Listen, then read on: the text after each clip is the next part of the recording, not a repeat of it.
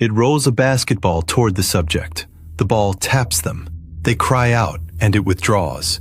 On a later attempt, blindfolded and unaware, the subject plays catch with something standing directly behind them. Its motor skills are improving. What happens when the tests progress beyond balls and blindfolds is documented later in this file. The subject was struck, lightly, by a basketball rolled toward them by SCP-5031. The impact drew a small cry from the subject, who moved away from the anomaly. SCP-5031 did not pursue and made no further attempt to engage the subject after this brief contact. A subsequent trial was conducted after SCP-5031 had been fed until sated.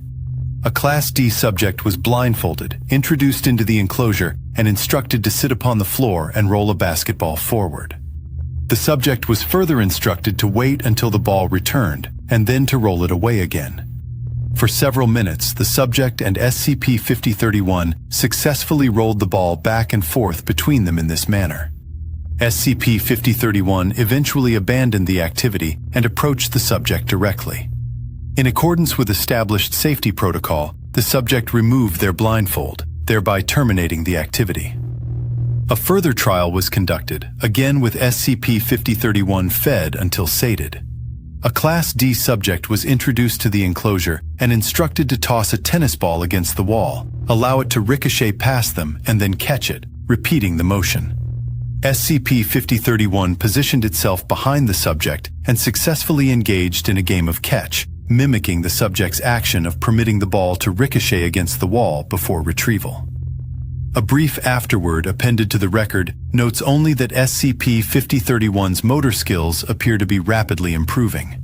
The next round of testing is dated the 16th of May, 2018, and is summarized under the heading of Symbol Trials. In preparation, 5 liquid crystal displays were fitted into the wall of SCP-5031's enclosure. Each display was paired with a lit button beneath it, and beneath each button, a food dispenser was installed. The arrangement was intended to permit structured interaction between the anomaly and the presented symbols, with reward delivered through the associated dispensers upon appropriate engagement. The item's designation is SCP-5031. Its object class is listed as Keter.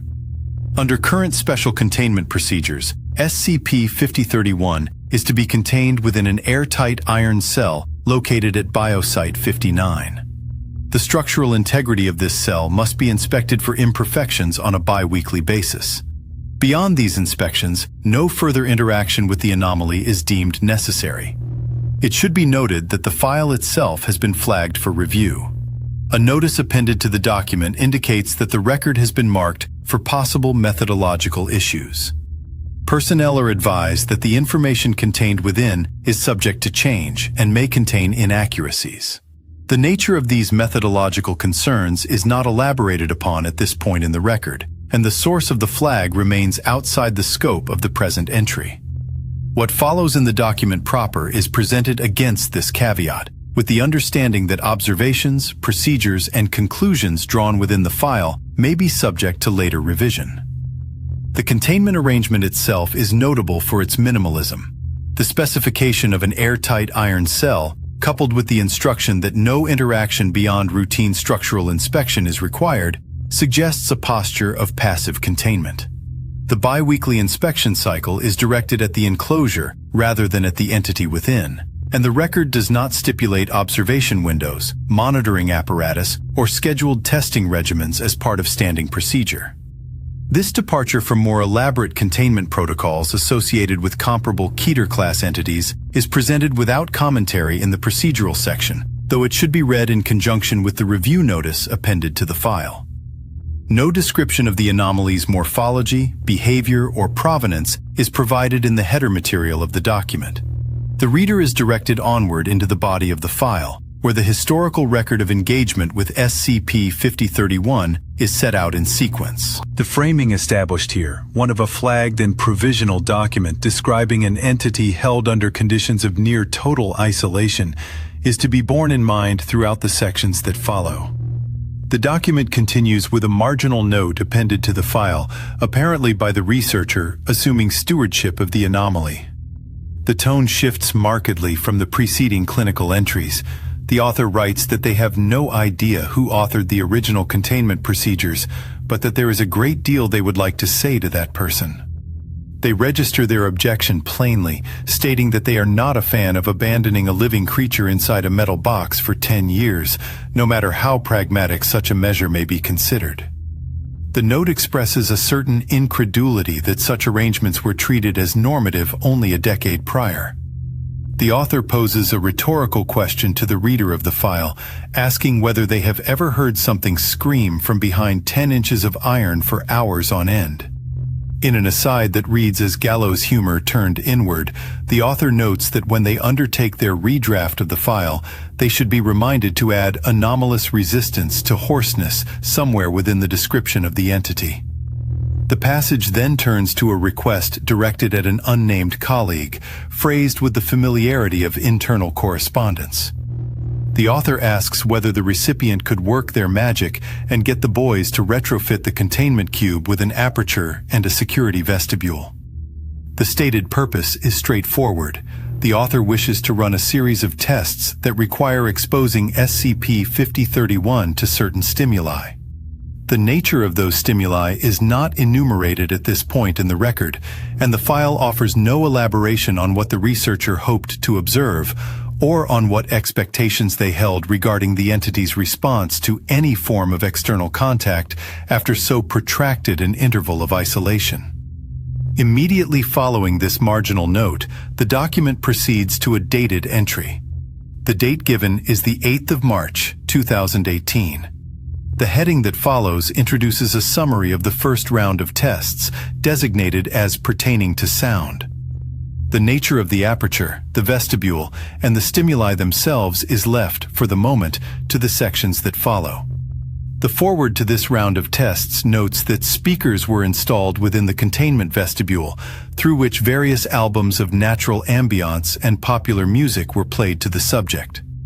The subject's propensity for sustained vocalization proved a convenient instrument by which to measure its stress levels.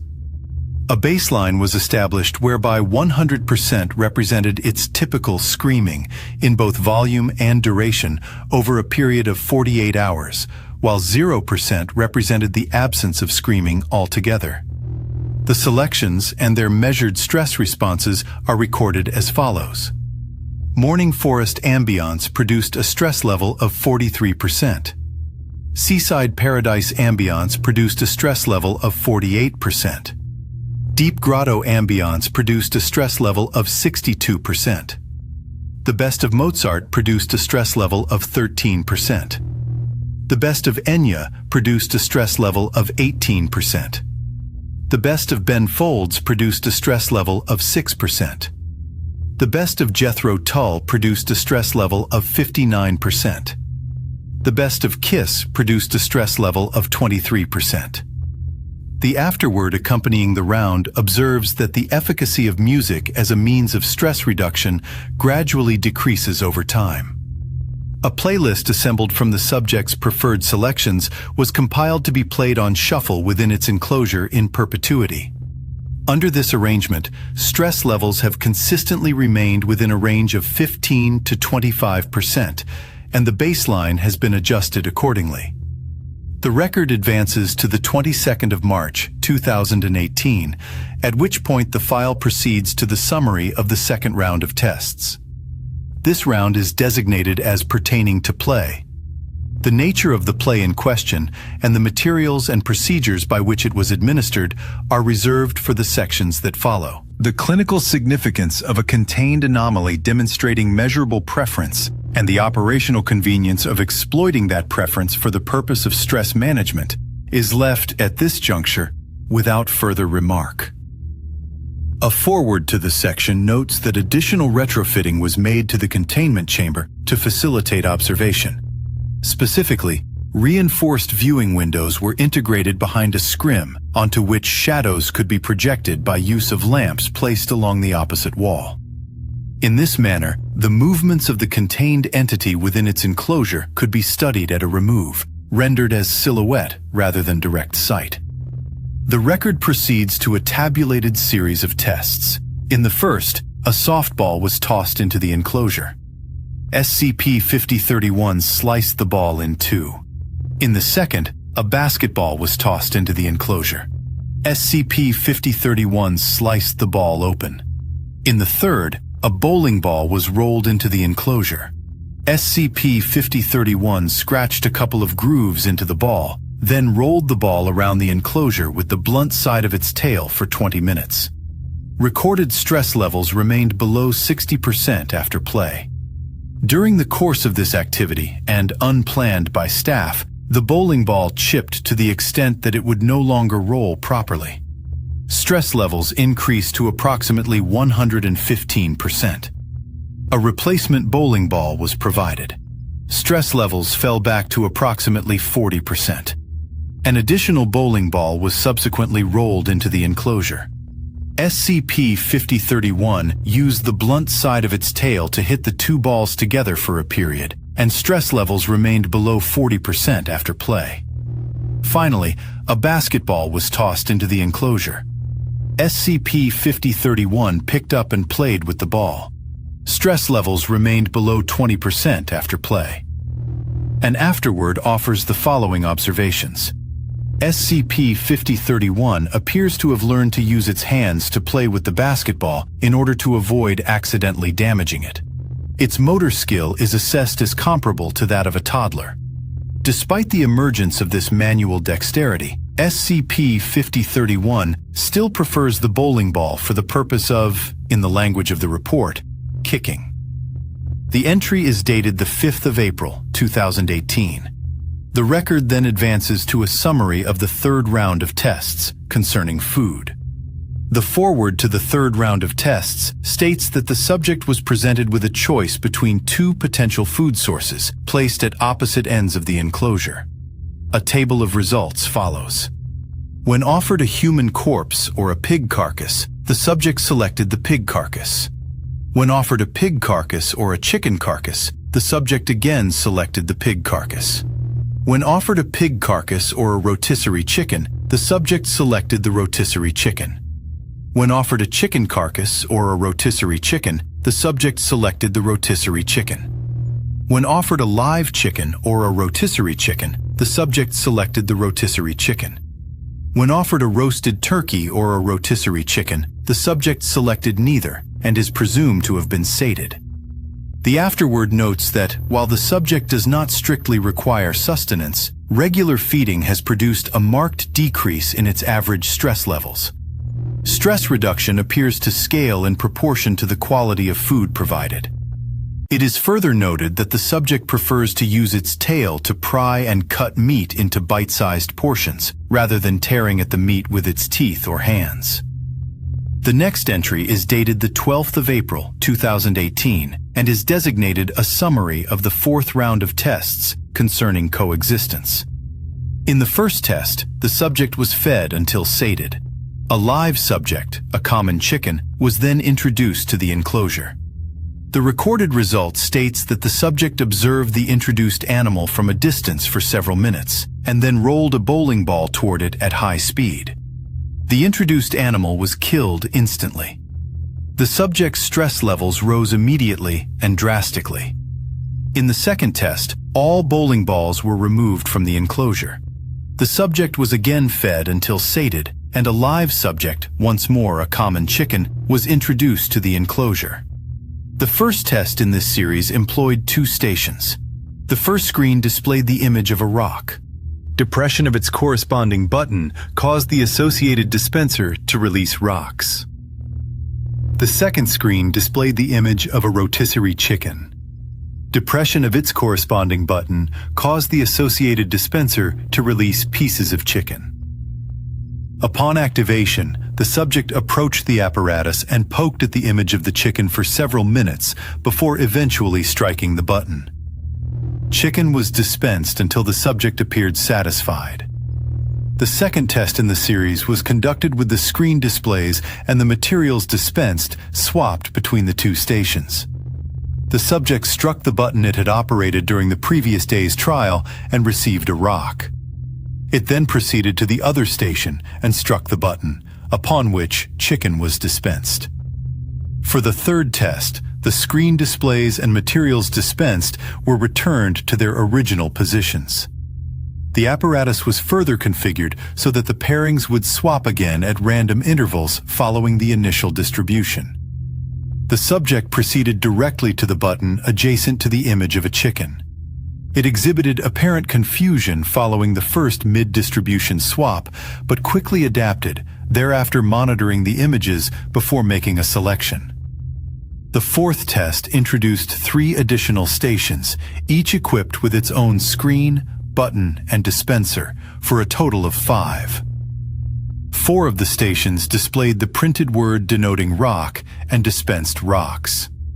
1 station displayed the printed word denoting chicken and dispensed chicken.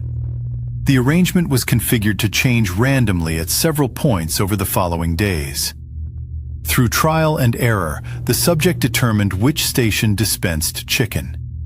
Following this determination, the subject proceeded to the station bearing the appropriate label whenever the displays were rearranged, disregarding the position of the station and attending only to the printed word. Test 5 of the current round proceeded with all stations deactivated except 1. The screen of the active station displayed the word chicken. 7 wooden blocks were placed before the station, each block marked with 1 letter drawn from the word chicken. The station's button was configured to remain unlit and inactive until such time as the blocks were arranged in the correct sequence. The result recorded that SCP-5031 expressed apparent frustration, striking the inactive button repeatedly and striking the adjacent wall with its tail. Test 6 proceeded under identical conditions, save that the screen now displayed the word chicken, with each letter overlaid on a photograph of the corresponding wood block.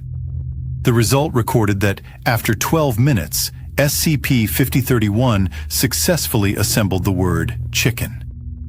The afterword attached to the round consists of a single addressed remark. It can learn language, Yusef. On the 29th of August, 2018, the 6th round of tests, designated vocabulary, was documented in results form. The foreword records that SCP-5031 has learned to use letter blocks to form the following words, grouped by category. Under the category of foods are listed the terms chicken, turkey, pork, tofu, beef, bread, more salt, more pepper, and more cooked. Under the category of music are listed the terms Mozart, Enya, Ben Folds, forest, seaside, white noise, more volume, less volume, and silence. Under the category of play are listed the terms basketball, bowling ball, tennis ball, cat, dog, human, Robert D. 52125, Stanley, and alone. The afterword to this round states that through its increased vocabulary and human interaction, SCP-5031 has made further progress, the particulars of which are to follow. Documented developments include established food preferences and dish pairings, the acquisition of nonverbal singing, and the acquisition of juggling, with the record noting that 6-handed juggling is something to behold. On the 5th of October 2018, Round 7, categorized under activities, was summarized. In the first test, a table, paper, and crayons were introduced into the enclosure, and the live subject was instructed to demonstrate drawing for SCP-5031. The subject learned to draw.